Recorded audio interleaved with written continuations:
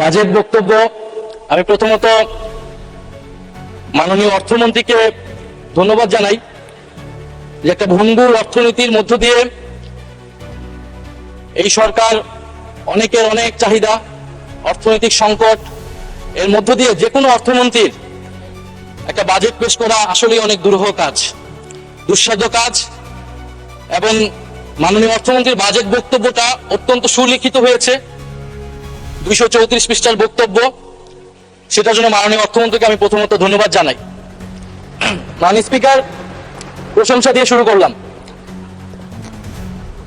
মাননীয় speaker, budget নিয়ে বিরোধী দলের পক্ষ থেকে যেই মোটা লেগে যে সমালোচনাগুলো সেগুলা ইতিমধ্যে চলে এসেছে, সেখানে আমার নতুন করে আসলে যুক্ত করার কিছু নাই। আমরা বলেছি এই বাজেটটা ঘাটতি বাজেট। আমরা বলেছি যে রাজস্ব লক্ষ্যমাত্রা নির্ধারণ করা হয়েছে এটি অবাস্তব। সরকার দলের পক্ষ থেকে তারা বলেছেন তারা স্বপ্নবিলাসী, তারা অসম্ভবকে সম্ভব করতে চায়। যেভাবে তারা নির্বাচনে জয়লাভ করেছেন একইভাবে তারা এই বাজেটকেও বাস্তবায়ন করতে চান তারা। তো মাননীয় স্পিকার, নির্বাচনের বিতর্কে আমি যাব না, সেটা অন্যদিকে চলে যাবে, নিশ্চয়ই একদিন সত্য প্রকাশিত হবে। মাননীয় স্পিকার, বাজেট অর্থনীতির সাথে সম্পর্কিত।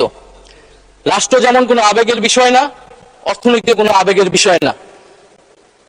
আমরা বললাম, আমরা চাইলাম, আমরা বাস্তবায়ন করে ফেলবো সবাই মিলে, আর আমরা করে ফেলবো, এটা সম্ভব নয়। একটি বাজেট বা অর্থনীতির পরিবর্তনের জন্য উৎপাদন, বন্টন, ভোগ, বিনিয়োগ সবকিছুর একটি সুষম পরিকল্পনা প্রয়োজন। সেই পরিকল্পনা আমরা এই বাজেট বক্তব্যে মাননীয় স্পিকার পাইনি। মাননীয় স্পিকার, বাজেটের যাওয়ার আগে আমি যদি একটু অর্থনৈতিক প্রেক্ষাপট নিয়ে কথা বলি। 1971 সাল বাংলাদেশের ছাত্র, তরুণ, কৃষক সবাই একটি জনযুদ্ধের মাধ্যমে এই ভূখণ্ডকে স্বাধীন করলো, লক্ষ্য সামাজিক ন্যায় বিচার প্রতিষ্ঠা করা। কিন্তু দুঃখের বিষয় 1971 সালের পরে আমরা দেখলাম কলকারখানা সবকিছু জাতীয়করণ করে রক্ষী বাহিনীর হাতে তুলে দেওয়া হলো। আওয়ামী লীগের নেতা কর্মীরা সবকিছু দলীয়করণ করলো, ভোগ দখল করলো। ফলশ্রুতিতে দুর্ভিক্ষ আসলো, হাজার হাজার মানুষ মারা গেল, আমাদের অর্থনীতি আরো ভঙ্গুর পরিস্থিতিতে আসলো। পরবর্তীতে বাকশাল হলো, বাকশালের পতন ঘটলো এবং ঘটনা পরিক্রমায় মেজর জিয়াউর রহমান বাংলাদেশের শাসক হলেন। জিয়াউর রহমান ক্ষমতায় এসে যেই নীতিটি নিয়েছিল মাঝারি, ক্ষুদ্র এবং মাঝারি শিল্পের বিকাশ, জিয়াউর রহমান সঠিকভাবে অনুধাবন করেছিলেন বাংলাদেশের সেই সময়ের অর্থনৈতিক সংকট হচ্ছে কর্মসংস্থান। ফলে তিনি মুক্তবাজার অর্থনীতিকে প্রমোট করলেন এবং আমাদের আজকের যে পোশাক শিল্প সেটা জিয়াউর রহমানের হাত ধরে বাংলাদেশে প্রতিষ্ঠিত হল। আমরা 1978 সালে জিয়াউর রহমান নুরুল কাদেরের দেশ গার্মেন্টসকে প্রমোট করলেন, সহায়তা করলেন দেশ গার্মেন্টস প্রতিষ্ঠায়। সাউথ কোরিয়ার রাইইউ নামক একটি কোম্পানির সাথে চুক্তি করে এদেশের উদ্যোক্তাদের, পোশাক শিল্পের উদ্যোক্তাদের প্রশিক্ষিত করলেন এবং এর মাধ্যমে কয়েকশো শিল্প কারখানা তৈরি হলো, মাঝারি শিল্পের বিকাশ হলো এবং দেশে কর্মসংস্থান তৈরি হলো। মাননীয় স্পিকার, আমাদের দেশে বর্তমান যে সংকট, কর্মসংস্থানের সংকট, আমাদেরকে জিয়াউর রহমানের মতো এই ধরনের একটা নীতি বা পরিকল্পনা অনুসরণ করা প্রয়োজন ছিল মাননীয় স্পিকার। কিন্তু আফসোস, বর্তমান সরকারের যে আই হ্যাভ এ প্ল্যান, সেই প্ল্যানের ভিতরে আমরা এই ধরনের কোনো নীতি বা এই ধরনের কোনো পরিকল্পনা মাননীয় স্পিকার আমরা পাইনি, যেটা দেশে কর্মসংস্থান তৈরি করতে পারবে।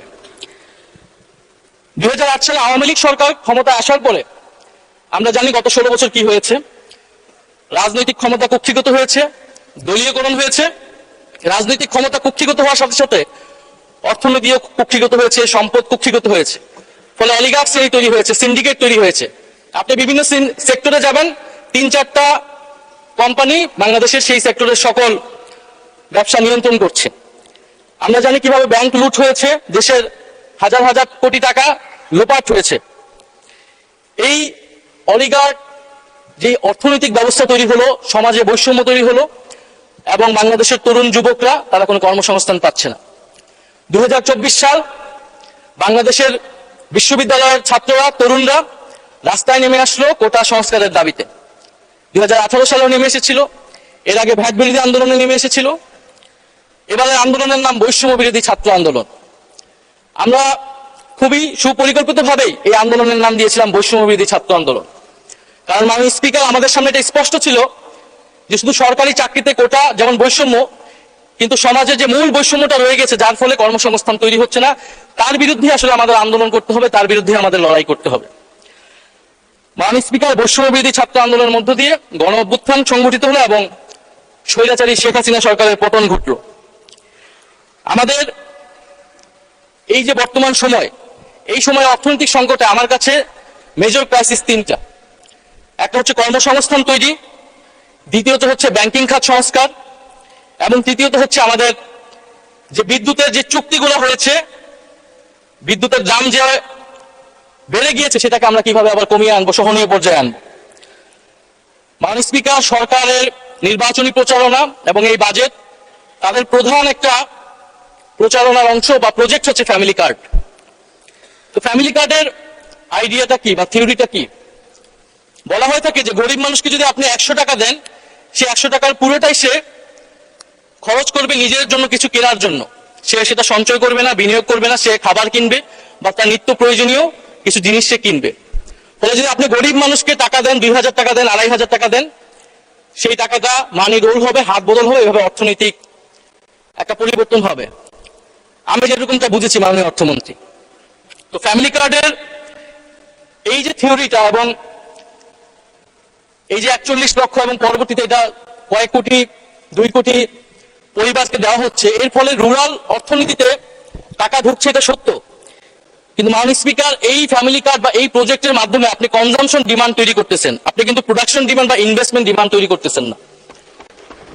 সে টাকা দিয়ে কিনবে প্রোডাক্ট, সেই প্রোডাক্টটা সে ইন্ডিয়ান প্রোডাক্ট কিনবে, চাইনিজ প্রোডাক্ট কিনবে, কারণ এই দেশে তো প্রোডাকশন আপনি বাড়াচ্ছেন না, কিন্তু তাকে আপনি কনজাম্পশনটা বৃদ্ধি করে দিচ্ছেন।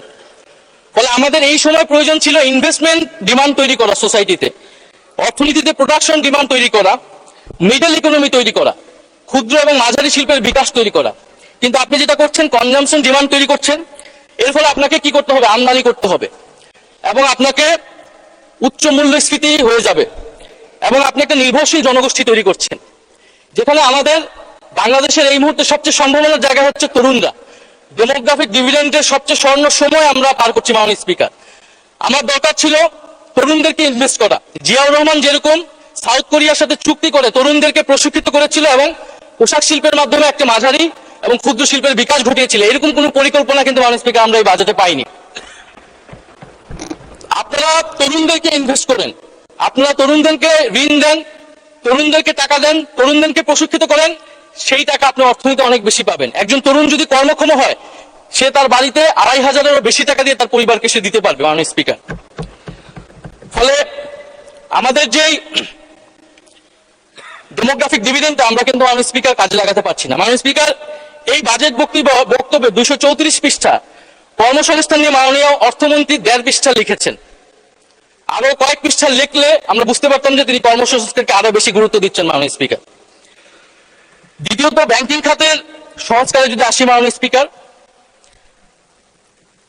ব্যাংকিং খাতে 40,000 কোটি টাকা দেওয়া হচ্ছে।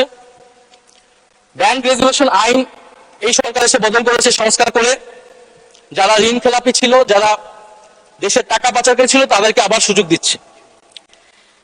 মাননীয় স্পিকার, যারা ঋণ খেলাপি ছিল, যারা দেশের টাকা লুট করেছে, বিদেশে পাচার করেছে, আর যারা গণহত্যা করেছে, তাদের অপরাধ আমি খুব ভিন্ন কিছু দেখি না মাননীয় স্পিকার, দুইটাকে সমান অপরাধী হিসেবে আমি দেখি।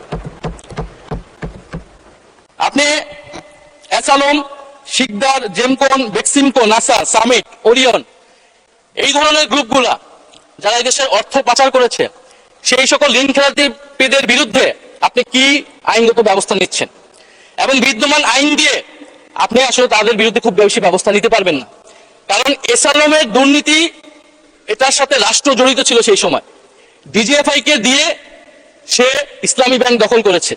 এখন যদি মাননীয় স্বরাষ্ট্রমন্ত্রী বলেন শেয়ার হোল্ডার, আপনি তো আইনের ফাঁকফোকর দিয়ে তাকে শেয়ার দিয়ে দিতে পারবেন, কিন্তু সত্যটা হচ্ছে মাননীয় স্পিকার, তারা সেই সময় রাষ্ট্রযন্ত্র ব্যবহার করেছিল।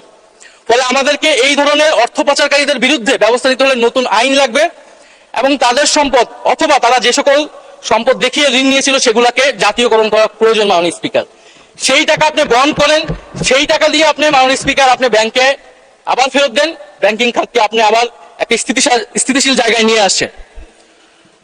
মাননীয় স্পিকার, বিদ্যুৎ মন্ত্রী আমার কিছুক্ষণ আগেই বক্তব্য দিয়ে গেলেন, যদি বিদ্যুতের দাম না কমে তাহলে এখানে কেউ বিনিয়োগ করবে না, শিল্প কলকারখানার খরচ বেড়ে যাবে।